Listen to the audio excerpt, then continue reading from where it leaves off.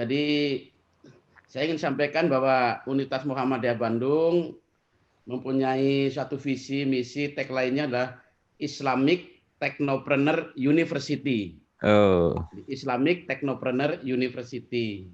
ya, Ada 3 pilar, Pak Bambang. ya, Universitas Muhammadiyah Bandung itu, yaitu Universitas Muhammadiyah Bandung itu mengembangkan pilar-pilar nilai-nilai keislaman universal, nilai-nilai demokrasi, nilai-nilai kebangsaan dan keumatan. ya, Itu masuk dalam satu pilar yang namanya kayak di MPR aja, ya, yaitu nilai-nilai, yaitu ya, Islamic Tech. Nah, yang kedua ya, adalah pilar kita kekuatan adalah teknopreneur, yaitu entrepreneur dan sosiopreneur. ya. Dan yang ketiga, pilarnya adalah teknologi.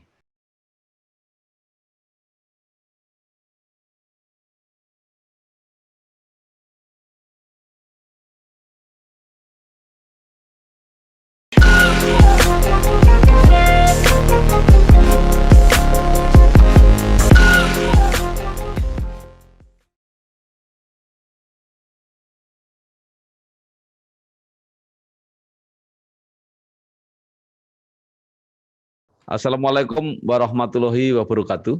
Bersama saya Bambang Sadono di channel Inspirasi untuk Bangsa. Mudah-mudahan kita bisa berdialog di channel ini secara jernih, berimbang, dan arif. Kami sedang mempersiapkan beberapa video yang kami beri tajuk Safari Virtual Ramadan. Yang antara lain kita menyapa dan berdialog dengan para tokoh publik untuk mengkomunikasikan kegiatannya selama bulan Ramadan. Kali ini saya bertemu dengan Profesor Dr. Haji Suyatno MPD, Rektor Universitas Muhammadiyah Bandung. Dulu pernah lama ketika beliau masih menjadi rektor di UHAMKA Jakarta, bahkan pernah menjadi ketua forum rektor. Apa kabar, Prof? Alhamdulillahirrahmanirrahim. Pak Bambang Sadono, kita bertemu di channel Inspirasi. Iya, iya, Prof.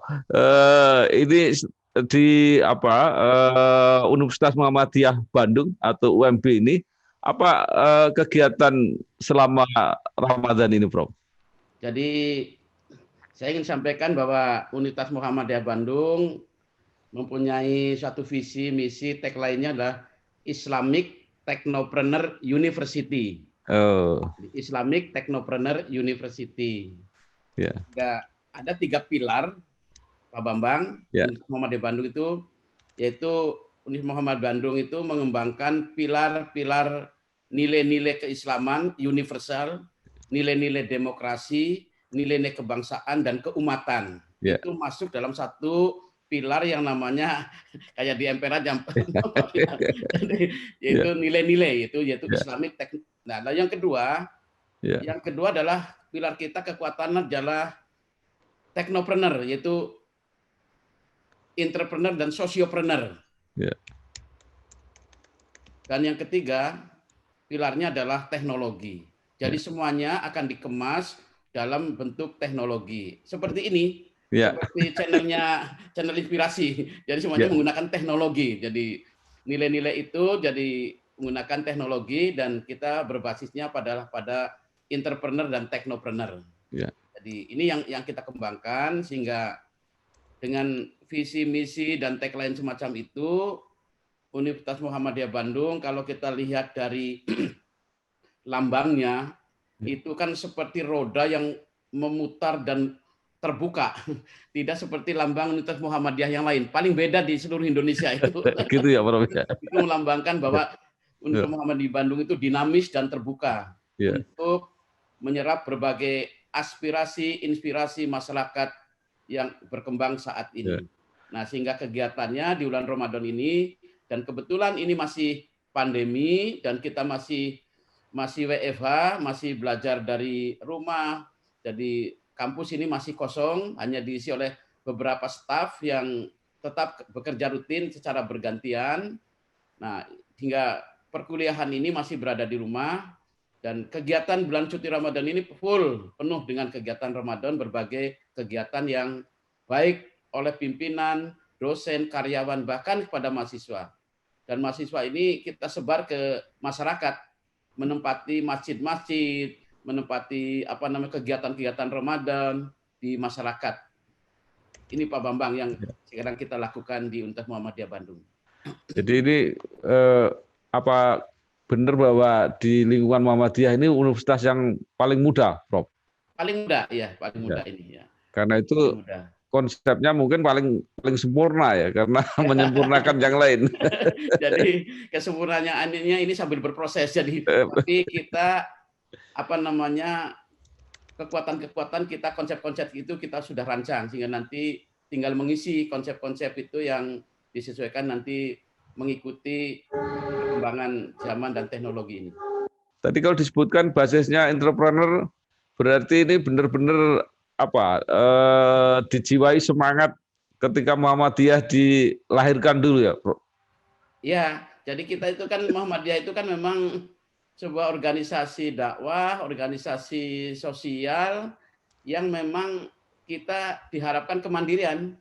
Sehingga mungkin kalau Pak Bambang Sadono melihat bahwa kemandirian Muhammadiyah ini terus kita jalankan gitu. Jadi bukan kita tidak tergantung pada yang lain, tapi kita memang kemandirian itu menjadi utama bagi konsep pergerakan Muhammadiyah itu.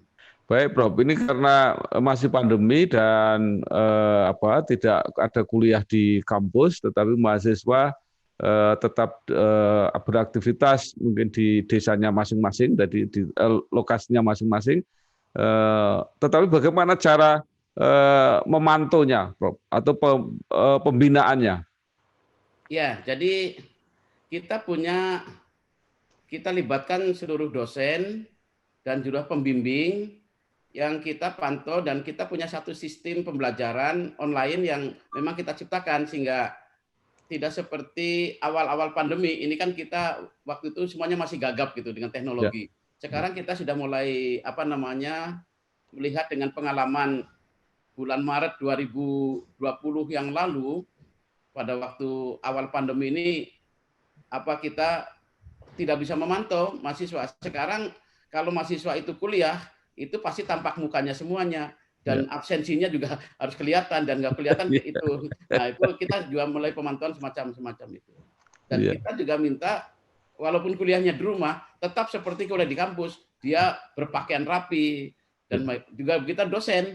Jadi nggak boleh dosen itu asal ngajar di rumah atau mungkin di dapur, tetap resmi semacam itu.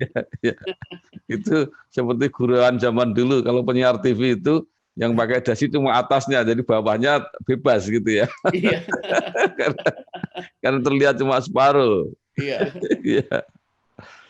Prof, UMB ini sebagai universitas yang masih muda, pasti jangkauannya masih jauh dan masih panjang. Kira-kira ke depan apa, Prof, yang mau dicapai? Ya, jadi pertama ya sebagai lembaga pendidikan tinggi yang punya doktrin catur dharma perguruan tinggi. Kami di Muhammadiyah itu catur dharma. Kalau di perguruan tinggi biasa negeri itu tridharma. Kita catur dharma perguruan tinggi Muhammadiyah. Jadi pertama bahwa karena perguruan tinggi Muhammadiyah itu adalah juga sebagai lembaga dakwah, ya kita akan tetap konsisten bahwa kita melayani masyarakat secara luas, tidak pandang bulu. Jadi kita semua masyarakat kita layani, jadi keterjangkauan kita akan mengakses seluruh masyarakat harus mengenyam pendidikan tinggi. Nah, Universitas Muhammadiyah Bandung ini akan menyiapkan jangkauan-jangkauan untuk para pemuda, para pelajar yang sudah selesai di pendidikan menengahnya untuk bisa kuliah di Universitas Muhammadiyah Bandung. Sehingga pertama itu. Yang kedua, tentunya mau tidak mau, suka tidak suka, ke depan itu kita harus menyiapkan sebuah proses pembelajaran, sebuah bangunan perguruan tinggi yang secara akademik dan kompetensi mampu menyiapkan para lulusannya untuk terjun dalam kampus kehidupan. Jadi kalau dia dari masyarakat, jadi dia harus mampu mengimplementasikan tentang nilai-nilai, tentang kompetensi yang ada.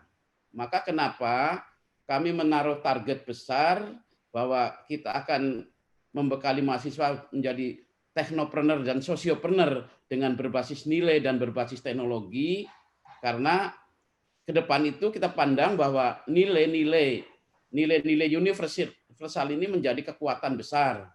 Jangan sampai nanti para mahasiswa ilmunya banyak tetapi dia hatinya kosong dan dia tidak memikirkan bagaimana kehidupan masa depan bangsa dan negara termasuk lingkungannya.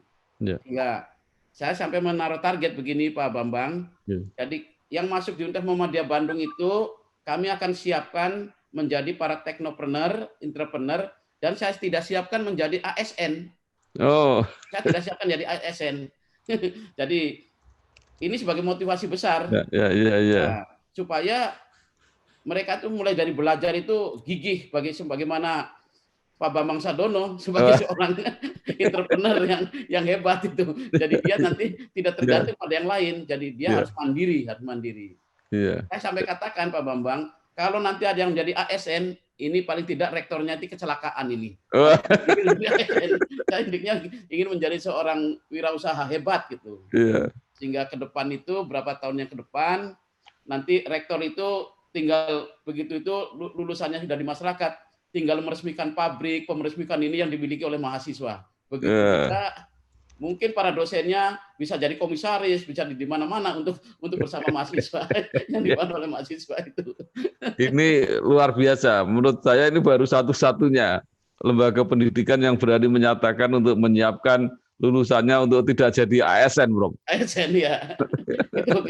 Dan itu setiap penerimaan mahasiswa baru di depan orang tua mahasiswa baru, saya mengatakan begitu. Jadi putra ibu bapak sekalian tidak akan kami didik menjadi ASN. Tetapi kalau menjadi ASN ya itu mungkin kecelakaan saya. Tapi mungkin itu sudah nasib. Jadi ini memang sangat kontroversi dengan apa yang menjadi arus besar. Orang menjadi ASN itu sekarang bayar pun mau, ini malah tidak ingin jadi ASN. Ya, nah itulah saya salah satu nilai. Jangan sampai jadi ASN bayar terus bertentangan dengan nilai-nilai. Iya, Prof. Tadi yang teknopreneur itu artinya entrepreneur yang didukung oleh teknologi. Tapi yang sosiopreneur itu apa, Prof? Sosiopreneur ini artinya bahwa kalau dia seorang entrepreneur hebat, menjadi pengusaha hebat, tidak boleh lupa dari lingkungannya. Jadi dia harus peduli kepada lingkungannya. Ya bahasa kasarnya ginilah, kalau dia punya untung banyak ya bayar zakat lah, bayar infak, bayar sedekah lah. Peduli pada ini kaum duafa lah gitu. Nah, jadi sosialnya juga dikembangkan, Iya. Jadi kalau begitu lengkap sekali. Prof, Bandung ini kan terkenal dengan banyaknya perguruan-perguruan tinggi yang legendaris, besar-besar, pengalamannya panjang. Nah, ini program-program apa yang menjadi unggulan di UMB? Jadi saya memang membuat program. Pak Bambang, saya kan orang pendidikan. Tetapi saya tidak membuat program studi pendidikan. Jadi saya kembangkan kepada program-program masa depan. Sehingga fakultas kami saja namanya Saintek, Sains dan Teknologi. Itu saya mengembangkan memang ada program-program yang tidak dimiliki oleh yang lain. Contohnya bioteknologi yang jarang dimiliki oleh orang lain. Lalu ada juga teknik industri. Lalu ada teknologi pangan halal. Tanpa halal. Ini kan sangat bagus sekali karena berkaitan dengan nilai-nilai halal, halalan thayyib. Jadi lalu kita juga karena Bandung itu khasnya itu juga semacam fashion, saya membuat yang namanya program studi Kria Fashion Tekstil. Itu rancangannya mudah-mudahan keluar dari UM Bandung itu menjadi perancang busana, terutama busana muslimah dan busana nasional maupun internasional. Kami sekarang sedang memproduk namanya pakaian muslim namanya Zahramu. Zahramu. Oh, karena ada merek juga itu besar itu Zahra itu.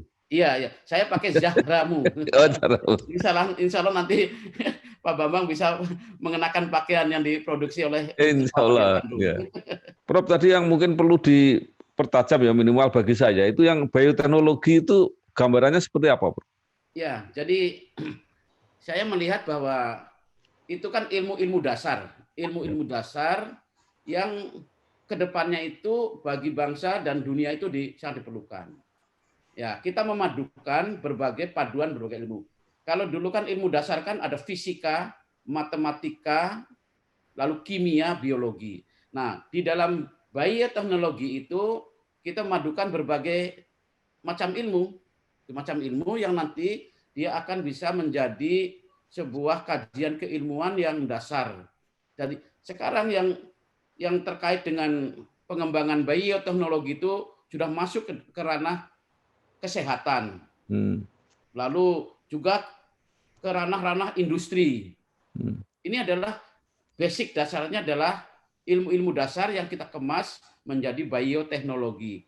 Ya semacam nanti itu apa namanya bayi tabung, macam-macam buatan, itu kan ilmu dasarnya adalah bioteknologi.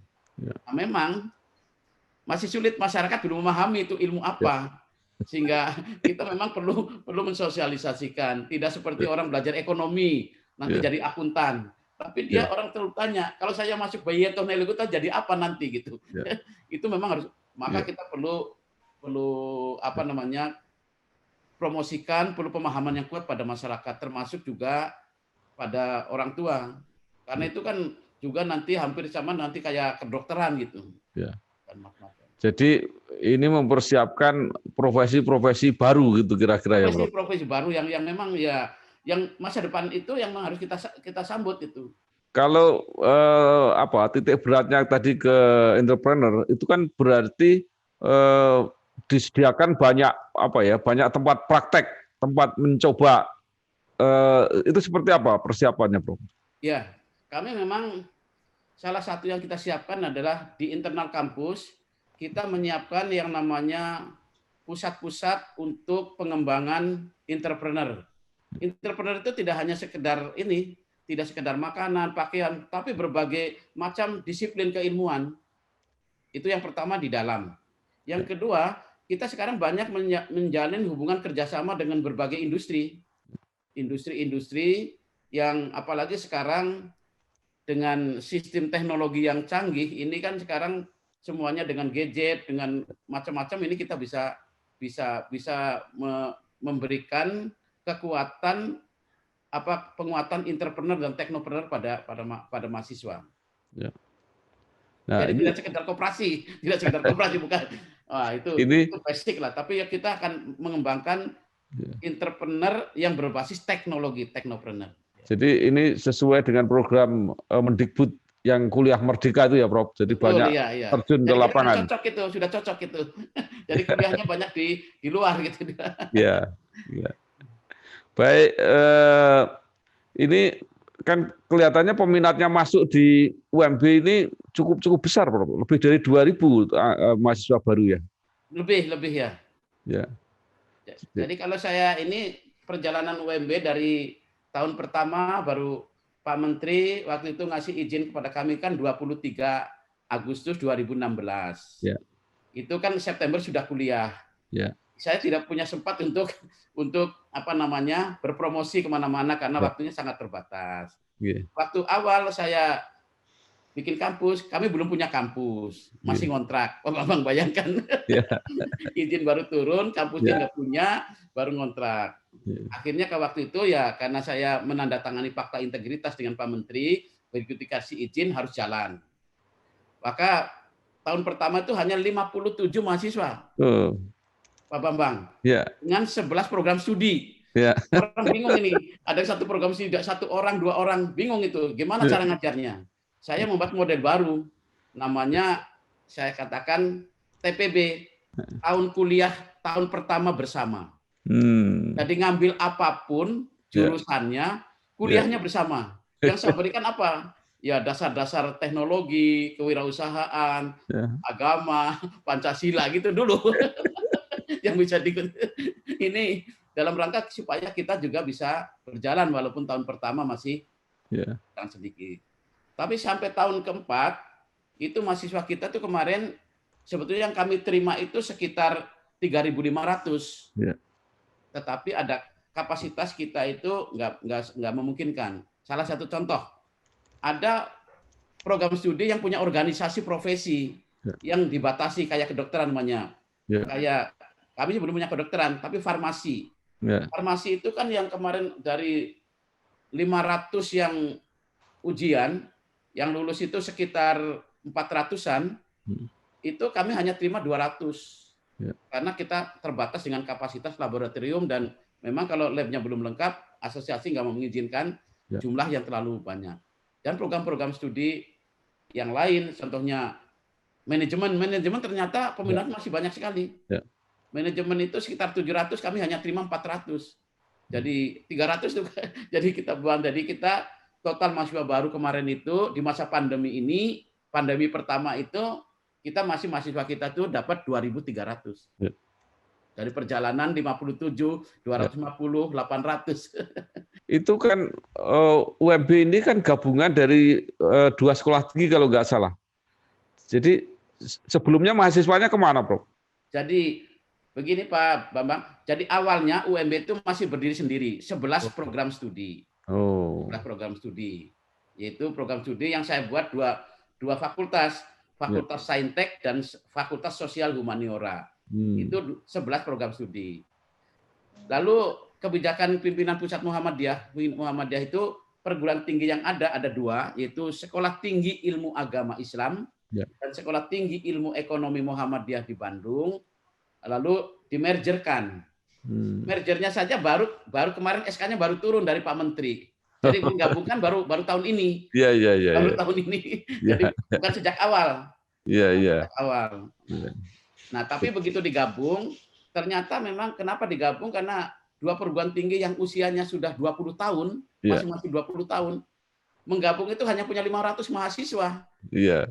Saya yang baru 1 tahun sudah bisa ini. Jadi artinya bahwa memang di situ masyarakat juga ingin bahwa sekolah pada suatu perguruan tinggi yang punya nama lah. Dengan diberi Universitas Muhammadiyah Bandung itu saya bersyukurlah masyarakat mempunyai minat yang besar. Gitu. Jadi penggabungannya baru bergabung ini. Baik, Prof. Saya kira luar biasa inilah suksesnya begitu cepat. Ya. Nah, terakhir mungkin Prof. Suyatno ingin memberikan arahan atau mungkin harapan terhadap seluruh sivitas akademika, terutama mahasiswa yang sedang berada di lokasinya masing-masing untuk mengisi bulan Ramadan ini tetap produktif, tetap beribadah, tapi juga tetap sehat. Monggo, Bro. Terima kasih. Assalamualaikum warahmatullahi wabarakatuh. Alhamdulillah wa syukurillah. La haula wala quwata illa billah. Jadi para pendengar, pemirsa, wabil khusus Sivitas Akademika yang sama-sama sekarang sedang mengikuti channel Inspirasi Pak Bambang Sadono, saya mengajak dan menghimbau kepada seluruh Sivitas Universitas Muhammadiyah Bandung dan masyarakat pada umumnya, mari kita manfaatkan, kita isi bulan suci Ramadan 1442 Hijriah dengan tetap menjaga kesehatan, tetap jangan lupa dengan protokol kesehatan, tetap produktif, bekerja, belajar, dan kita juga tetap berinovasi agar bulan suci Ramadan itu punya nilai tambah yang besar.